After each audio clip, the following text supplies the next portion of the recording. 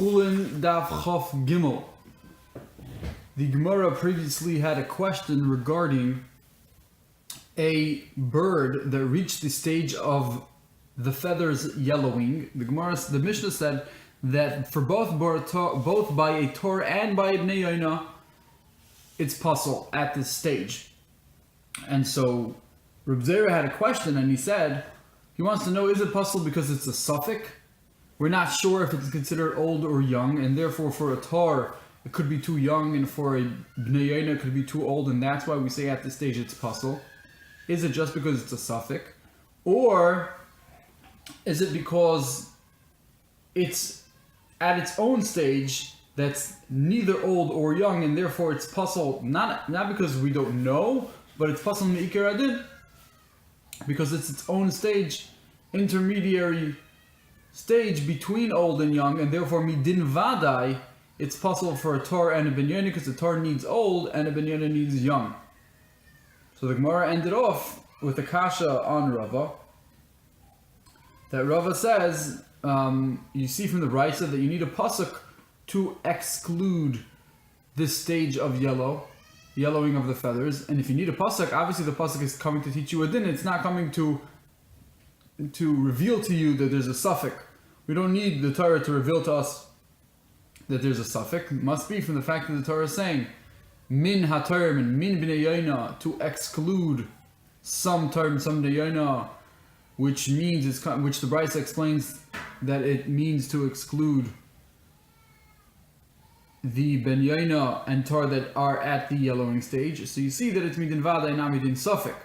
So answers Reb Ashi, answers the Gemara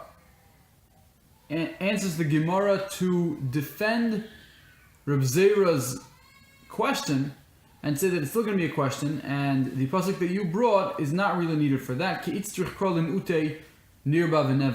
you do not need the pasuk for the stage of yellowing of the feathers. At that stage, it will be a suffix. The pasuk is not teaching us about a suffix.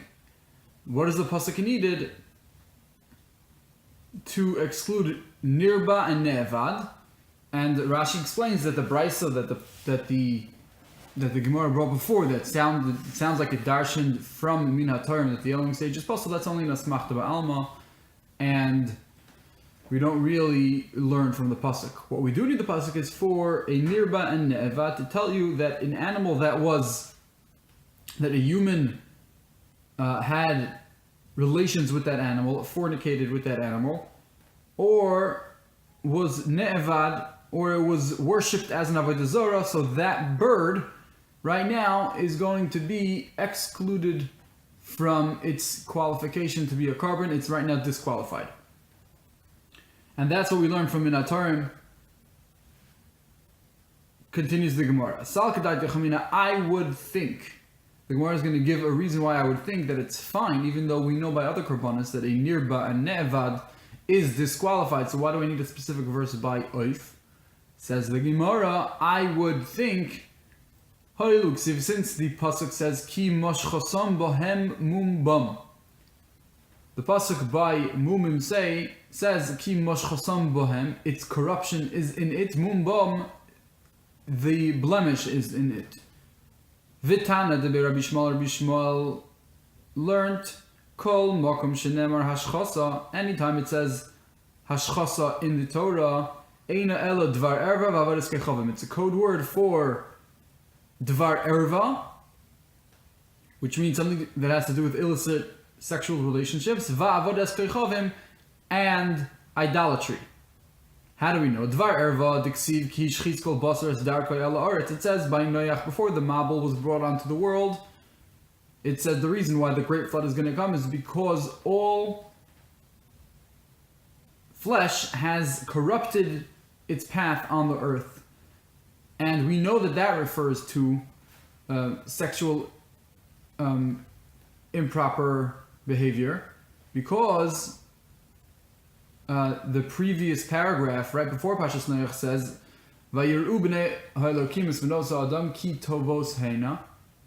The sons of God saw the daughters of men that they are good. Vayikhu lahem noshim mikol asher bacharu, and they took ladies from whatever they chose. So you see that there's improper sexual behavior going on, and that's what the hishchis kol basar is referring to.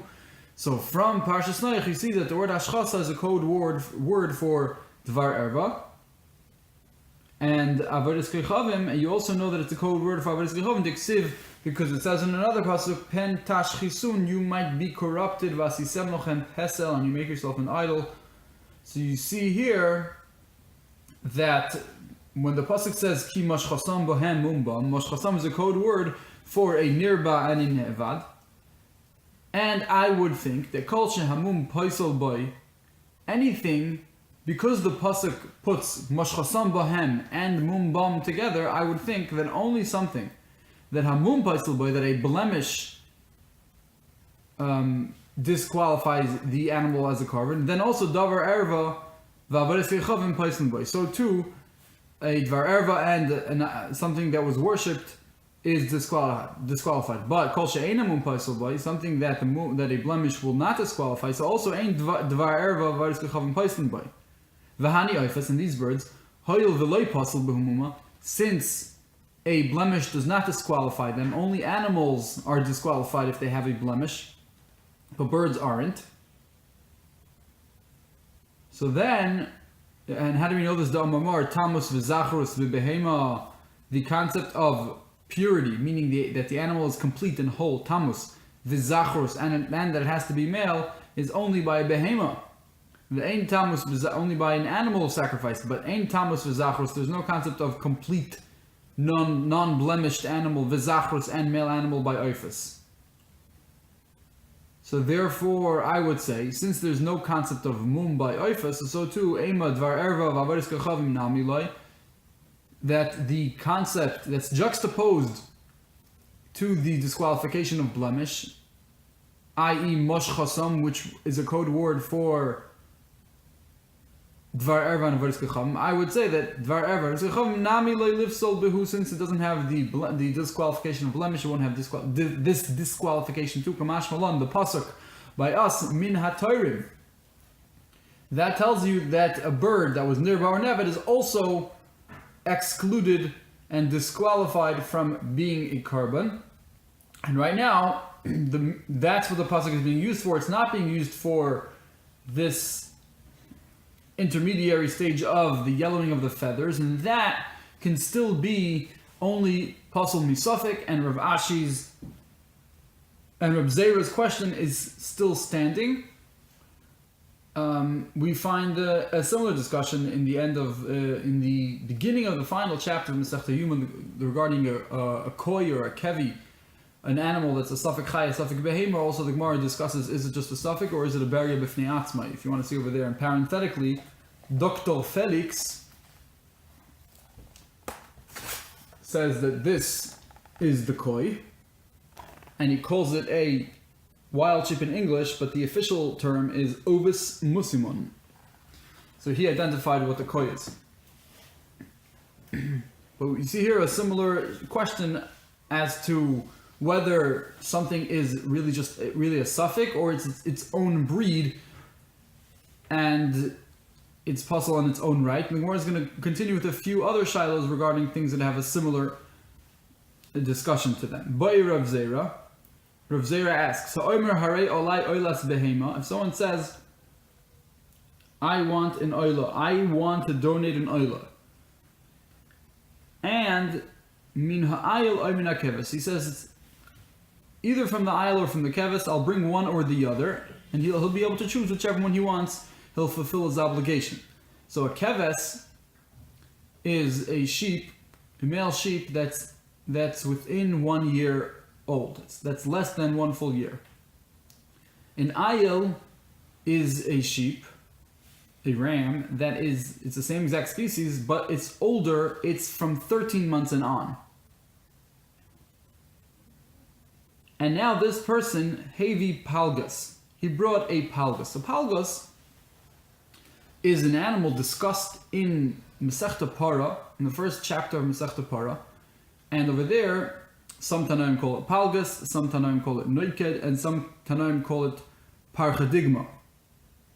Either way, this Pargus is a sheep it's just a sheep that is in its 13th month. It's more than a year, but it's less than 13 full months. In its 13th month, it's called a palgas,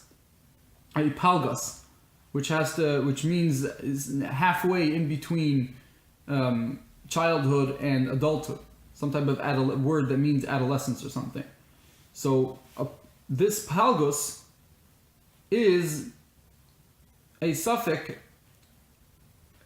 and we want to know whether Reb Zer is asking the same question as before. Is this palgus a suffix? And if it's a suffix, whether it's an ayil or a keves, so then this person who donated either an ayil or keves, he left it open so he can fulfill the palgus, because whichever one a palgus is, this sheep that's in its 13th month, if it's a keves, great. If it's an ayil, great. He donated either one, and either one he can fulfill his obligation with. And therefore it should be go with the palgus. Or maybe this palgus that's in its 13th month, it's not a doubt, it's not a suffix, it's its own intermediary stage where it's not called a keves and it's not called an ayil, it's its own name called palgus, and therefore, since he donated either a keves or an ayil, so therefore he will not fulfill his obligation with the palgus. So says the Gemara, according to Rabbi Yochanan, you should not have a question. Why? Because Rabbi Yochanan the Omar, Rabbi Yochanan holds it's its own species, meaning it's its own stage. It's its own stage of development that is not included in either ayil or keves. The Tanan, because it says in the Mishnah, Hikrivai, if you brought a palgus as a carbon, then maybe olav niske ayil. You have to bring the nesachim as if it's an ayil. Let's say you brought this palgus as a carbon adava. We know that with the different carbonates you have to bring yayin and menachas that are supplementary to the carbon. And depending on what animal it is, that's how much yayin and flour you have to bring in your mincha. And therefore, like the pasuk says in a few times the Torah tells us the differences, but just a familiar pasuk that's read on every Rosh Chodesh, v'niskehem chatzi ahin yelapar, that by a par, it's the nisachim, the niske yayin, the yayin that's poured on the mizbeach for a par is a chatzi ahin. V'niskehem chatzi ahin yelapar ushlishis hahin ayil, and for an ayil it's a third. And for a keves, a quarter of a hin is brought. So it makes a very big difference what this palgus is. If it's a keves, you bring together with it only a quarter of a hin. And if it's considered an ayil, then you bring together with it a third of a hin. You bring more wine. And so, says Rabbi Yochanan, and it says the Mishnah, that if you brought it as a korban adava, you have to bring with it nischei ayil. You have to bring it as if it's an ayil, meaning you bring more, bring a third of a hin, not a quarter of a hin. Ve'ein oilaloi mizivchai, and it does not count as a korban that you donated. Let's say you obligated upon yourself to bring an ayil, and you bring this palgus. Right? So, says the Mishnah, you did not fulfill the obligation because maybe the palgus is not an ayil, but still you have to bring the amount of nisachim as if it's an ayil. Now, come the Amoraim and explain this Mishnah. The Rabbi Yochanan says, Oylo ayil, the pasuk that says, Oylo ayil taseh mincha.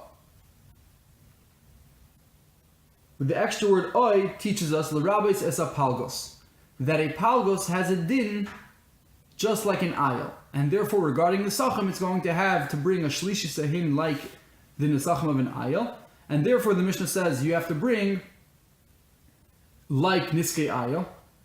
But still, you're not oil mizivcha because it's not exactly the same thing as an ayil. It is its own species.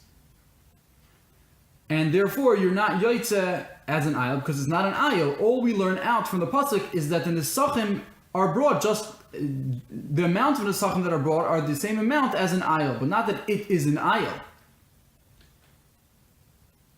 And says the Gemara that according to Rabbi Yochanan, it's very, very simple, and that he does not hold it's a suffix, he holds it's midin vada, because the same way we asked in the previous daf, that the Torah doesn't give you psukim to teach you about sfekus.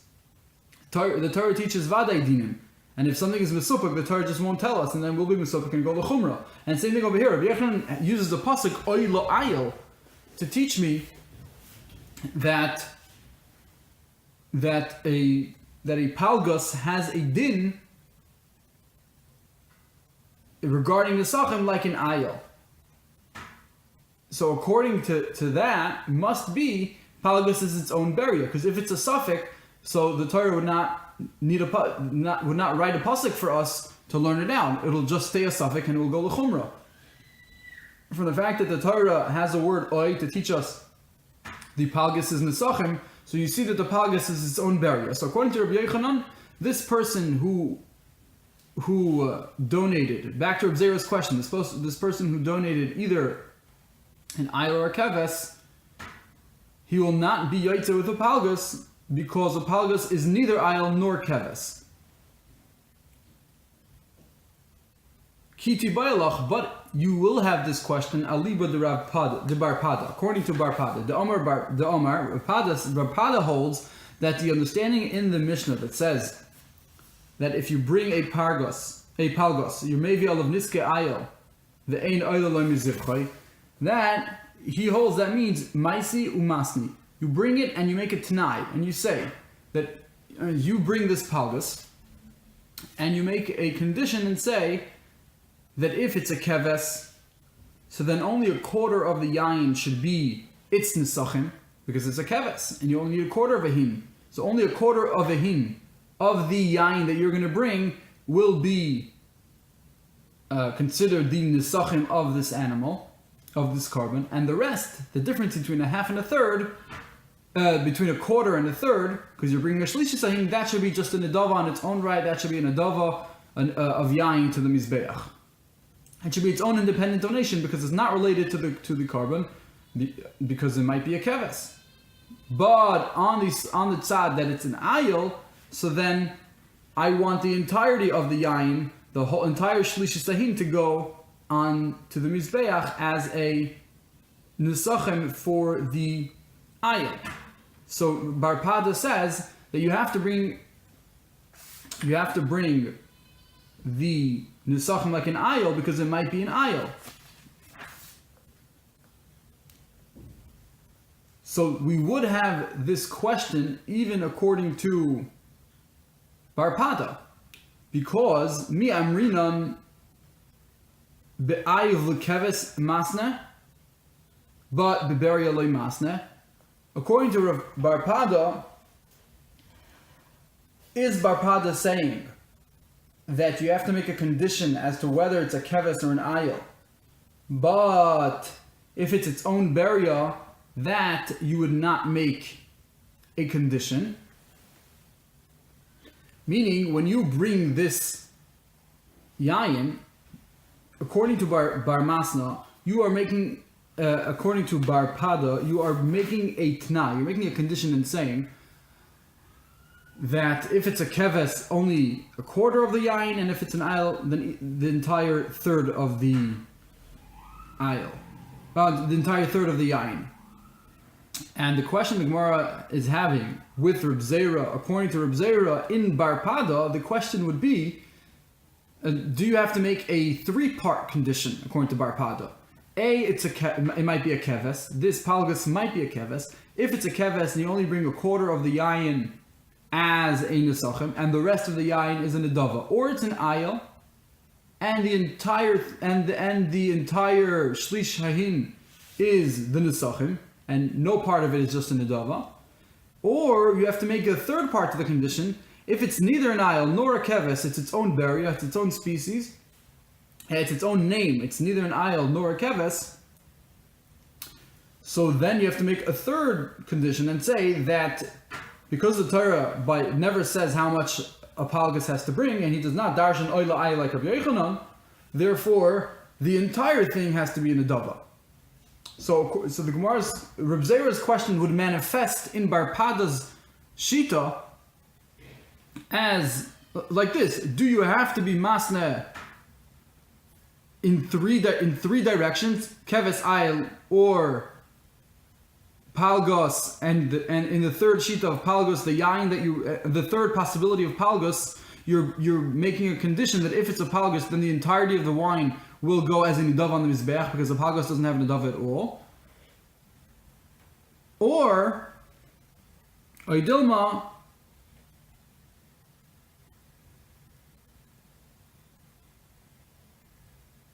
or you do not, or barpada doesn't hold that it's that there's a tzad b'chal, there's a barrier.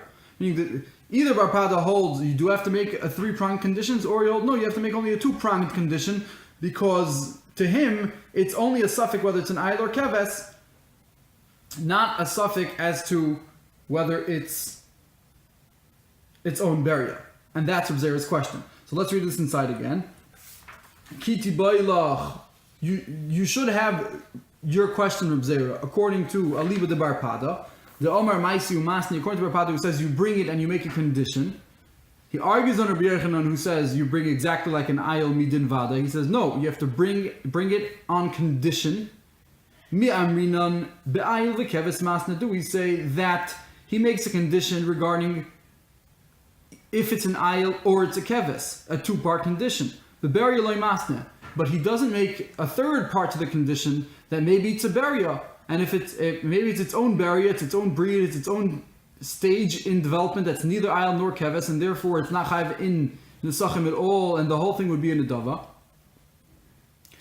Oidilma bebarrier nami masna. Or maybe you must make another condition and make it a 3rd-part condition. The Omar, and he should say, Iber Yahava, if it is its own species, Lihavi Kul Nidava, the entire thing should be a Nidava. Teku, and the Gemara does not have an answer to this question. So again, Reb Zera's question would manifest in Barpada as to, according to Barpada, do you have to make a 2-pronged condition, whether it's just an ayil or keves, but he has no possibility that it's its own barrier, that a palgos is its own barrier.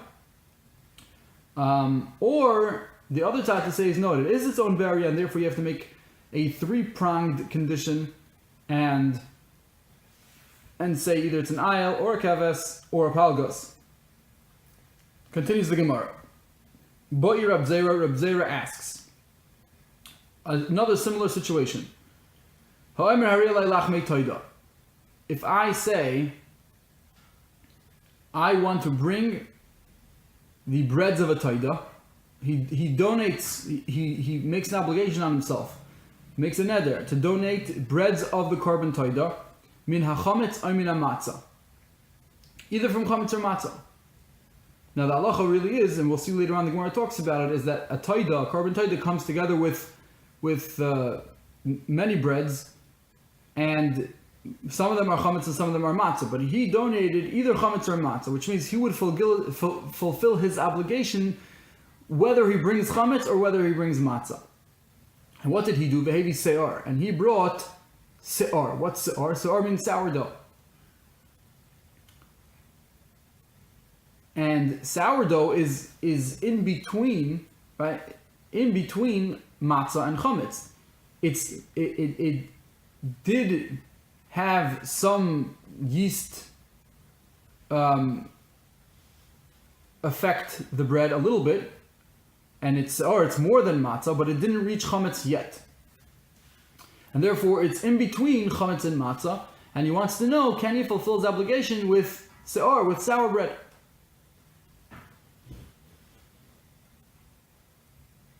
Meaning, if it's a suffix, is se'ar a suffix, whether it's chametz or matzah?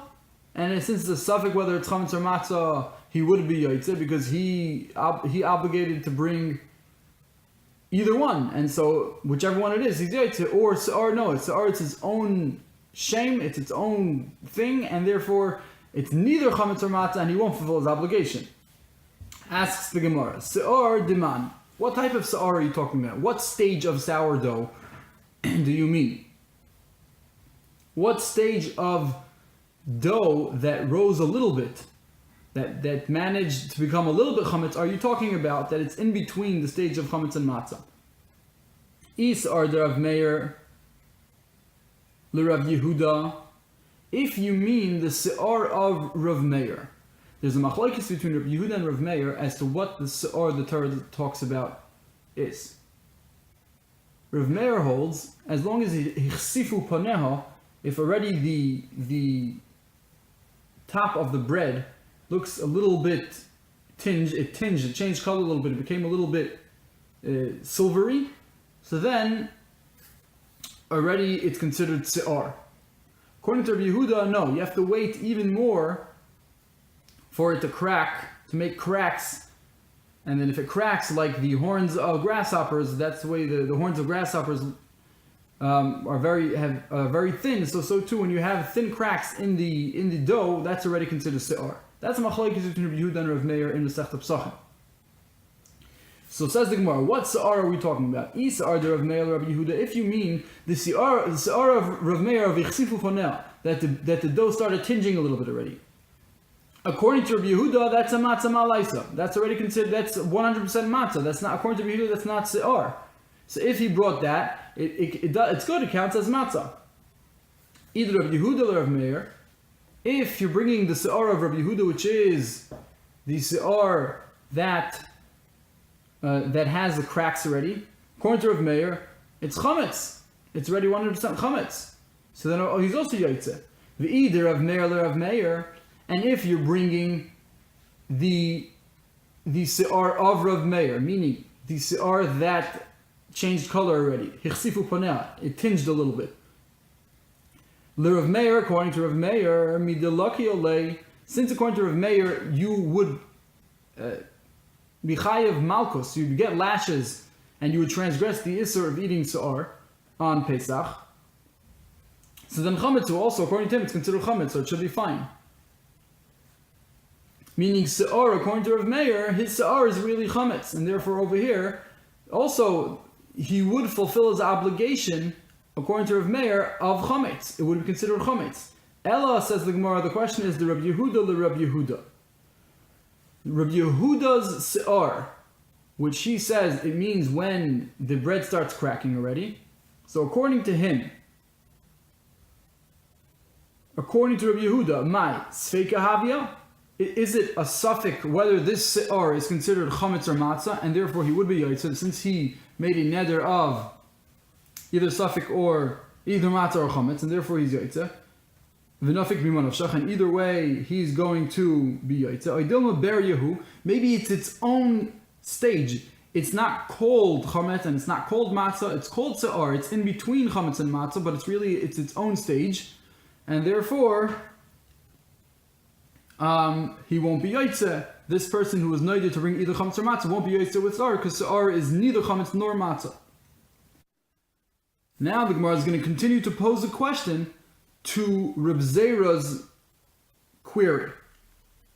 The Hamar Rav Huna, didn't Rav Huna say, Ha'omer harei olai lachmei toida, if I say I'm obligated in the breads of a toida, maybe toida v'lachmei has to bring the korban toida and its breads, the kevan yichayev leibit toida v'lachma, and since this person obligated himself in a korban toida and the breads that come along with it, and now you're telling me that he can bring se'ar and fulfill the obligation of bringing chametz or matzah, meaning on the tzad that se'ar is a suffix chametz, suffix matzah, and he brings se'ar, you're telling me that if it's a suffix then he's yoitzer. Reb Zera had a question, is it a suffix or is it its own barrier? But on the tzad that it's a suffix, then you agree that he's yoitzer with the se'ar, because it's either chametz or it's matzah. Says the Gemara, but since he's obligated to bring the korban toida and its breads, meaning it's not just that he's chayiv to bring bread now because he said I'm chayiv to bring I want to obligate myself with lachmei toida. Since he said he's bringing lachmei toida, that means he's bringing the korban and the full breads that come together with it. And within those full breads, you're obligated to bring chametz and matzah. And since this person is bringing se'ar, and you're saying that according to the tzad that se'ar is a suffix chametz, suffix matzah, you will fulfill your obligation for one of them. Says Rabuna, what does it make a difference? It says the Gemara, according to Rabuna, what's it going to make a difference if one of them if it's either chametz or matzah? At the end of the day, I need to know which one I brought. How lo yoda gavra, the person who's bringing the carbon doesn't know I chametzu, if the sa'ar is considered chametz, the leisi matzah, that now he knows he has to bring the other breads which are matzah, or I matzah, who, if the sa'ar is matzah and he fulfilled his matzah donation, the leisi chametz, and now he has to bring chametz. So very nice, you want to tell me that sa'ar is a suffix chametz, suffix matzah, and mimanavshach, he brought one of them, but at the end of the day, we need to know which one it is in order to fulfill our obligation of lachmei toida. Gemara says, "Leitzricha de amar harei olai chalav." It's not needed. This whole thing is not needed. Meaning, this whole case is talking about in a situation that he says, "Harei olai chala lifter toidasoi shel chaveroi." He said, "I want to bring." They changed the gist to eser chalos. I just want to bring 10 chalos to exempt my friend who's bringing a toida from 10 of the breads. I want to donate 10 of his breads for him. And therefore, he's not, what we're saying is, it's not a situation where he was mechayiv himself in a real toida and it's lechem. No, he was mechayiv himself to help out his friend who's bringing the rest. He just wants to bring 10. And he's bringing se'ar, and we want to know, does it count as chometz, does it count as matzah?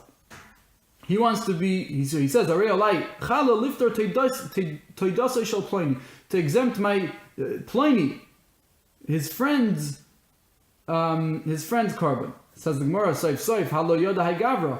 At the end of the day, the friend who has to bring another 10 chalos, and he's using your 10 chalos that you gave it to him, and your 10 chalos are se'ar, he doesn't know. He doesn't know if it's chametz that he has to, that now the other ones that he has to bring is matzah. Imatzahu, or if the se'ar is considered matzah, the leisi chametz, and now he has to bring chametz.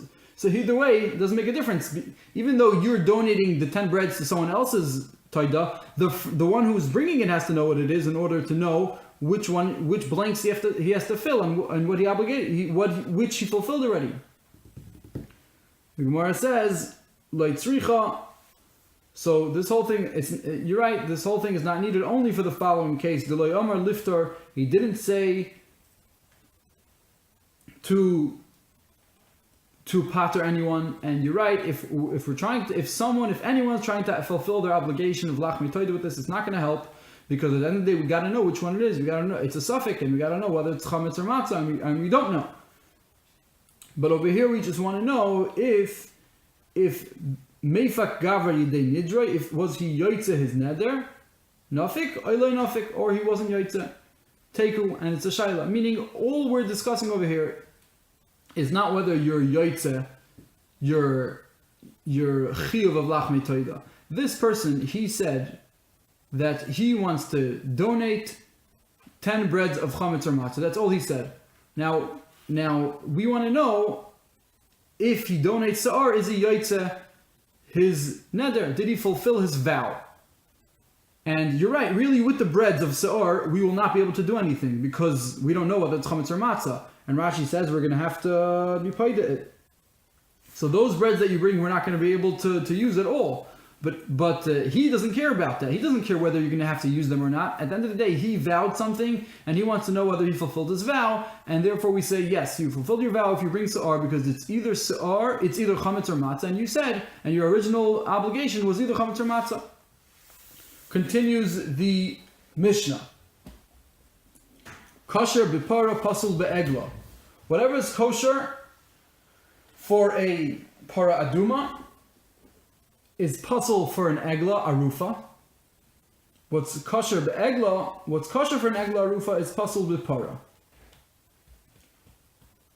This is a continuation of the Mishnah's list of halachos that are inversely related. That what's kosher by one is pasul by the other. What's pasul by one is kosher by the other. And over here the Mishnah is discussing a para aduma. That's the para that you burn, and the ashes you sprinkle the ashes you mix the ashes of the para with water, and then you sprinkle the water on a impure person to purify him of his, if he got impure by touching a dead person, is Tmei Meis. And in Egla Rufa is when we find a dead body in between two cities, and we don't know who murdered this person, and we don't know even which city it came from. And there's a whole ritual called Egla Rufa where you take a young calf and you rip open the neck, you do arifa.